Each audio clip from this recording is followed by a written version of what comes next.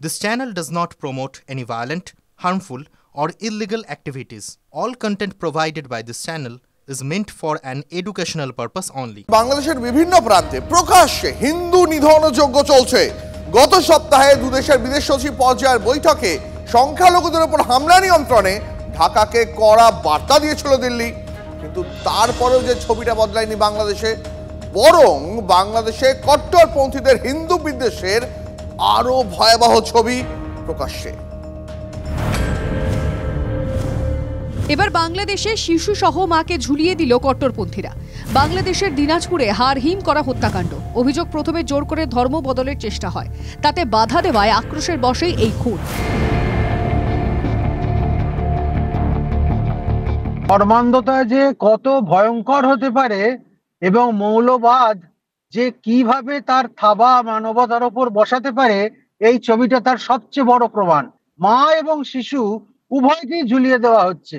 তার কারণ একটাই, তারা ধর্ম পরিবর্তন করতে চায়নি, তারা হিন্দু থেকে মুসলমান হতে চায়নি। মুসলমান জগতের কাছে এটা একটা বিরাট লজ্জা, সারা পৃথিবীর কাছে এটা লজ্জা। অরাজক সরকারের বদান্যতায় ওপার বাংলায় তাণ্ডব চালাচ্ছে মৌলবাদীরা, আর সীমান্তে বাংলাদেশি দুষ্কৃতীরা হামলা করছে।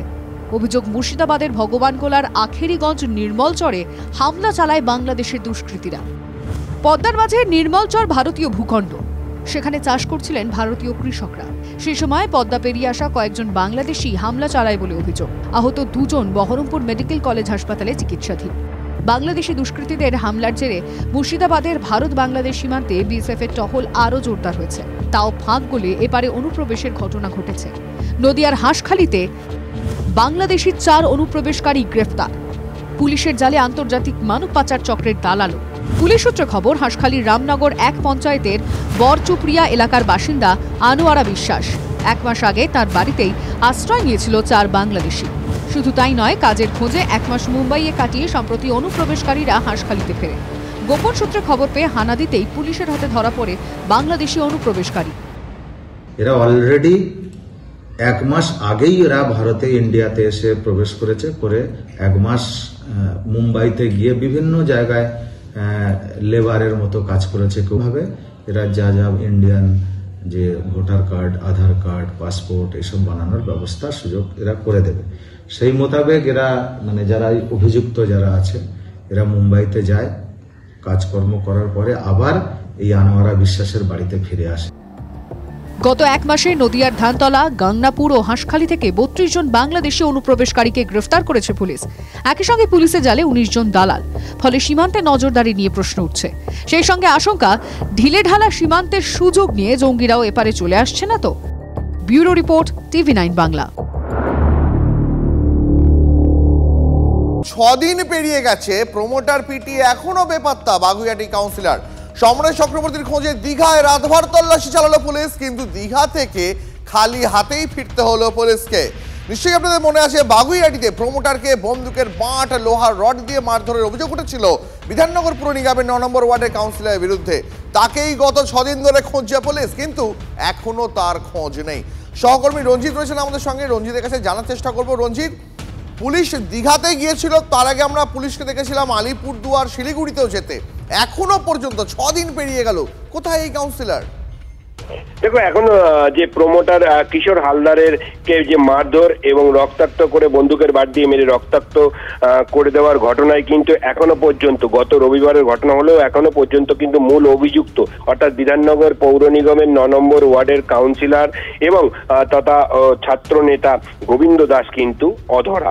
এবং মূলত তাদের খোঁজেই আমরা দুদিন আগেই দেখেছিলাম যে আলিপুরদুয়ারের চিরাপাতায় তার গেস্ট হাউসে কিন্তু পুলিশ তল্লাশি অভিযান সংগঠিত করেছিল এবং সেখান থেকেও খালি হাতে ফিরতে হয়েছিল। পাশাপাশি গতকাল রাতে পুলিশের বিধাননগর কমিশনারেটের ব্যারাকপুর থানার তদন্তকারী আধিকারিকরা বেশ কয়েকটি জায়গায় কিন্তু রাতভর তল্লাশি চালায়। মূলত দীঘার বেশ কয়েকটি হোটেলে তারা কিন্তু তল্লাশি চালায়, মূলত মোবাইল ফোনের সূত্র ধরে এবং পুলিশ সোর্সের একাংশের সূত্র ধরেই কিন্তু এই অভিযান বলে পুলিশের সূত্র মারফত আমরা জানতে পেরেছি। এবং সেখানেও কিন্তু একাধিক হোটেলে কিন্তু তল্লাশি অভিযান চালিয়েও কিন্তু এখনো পর্যন্ত এই বিধাননগর ধন্যবাদ তোমাকে, নজর রাখো পরিস্থিতির উপরে।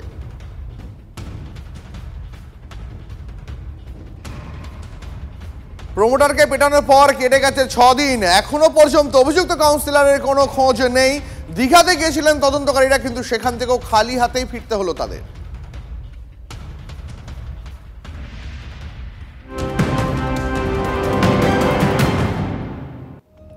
এক কাউন্সিলরকে পুলিশ স্বদিন ধরে খুঁজে পাচ্ছে না। এবার আর এক কাউন্সিলরের কীর্তি দেখাই আপনাদের। বাগুইআটির পর এবার নরেন্দ্রপুর, আবারও কাউন্সিলরের দাদাগিরি।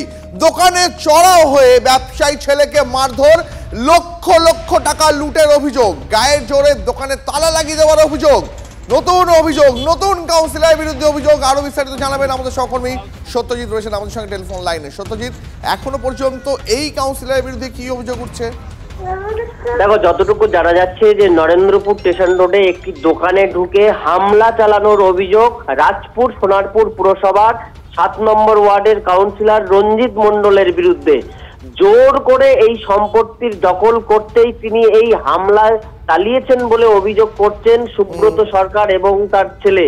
তাদের অভিযোগ যে এই সুব্রত সরকারের বিরুদ্ধে আগেও হামলা চালিয়েছিলেন, আর এবারের ঘটনা বৃহস্পতিবার তার দোকানে হামলা চালানো হয় এবং সুব্রত সরকার না থাকায় তার ছেলেকে মারধর করা হয় এবং দোকান থেকে টাকা লুটপাট করা হয়। এই বিষয়ে আমরা কাউন্সিলরের সঙ্গে যোগাযোগ করি। তিনি যেটা জানাচ্ছেন যে পারিবারিক একটি বিবাদ এবং সম্পত্তি নিয়ে ঝামেলার ঘটনা ঘটেছে। আমি কোন রকম ভাবে এই দোকান বন্ধ করিনি বা হামলা করিনি বলে। এখনো পর্যন্ত পুলিশের কাছে কোনো অভিযোগ দায়ের করেছেন বা পুলিশ কি এখনো পর্যন্ত কোনো অ্যাকশন নিয়েছে? পুলিশের পক্ষ থেকে এখনো কোন রকম ভাবে অ্যাকশন নেওয়া হয়নি, তবে এই সরকার পরিবারের পক্ষ থেকে ইতিমধ্যেই পুলিশকে জানানো হয়েছে। নরেন্দ্রপুর থানার পুলিশ টোটাল ঘটনাটা তদন্ত শুরু করেছে। অনেক ধন্যবাদ তোমায় সত্যি, নজর রাখো।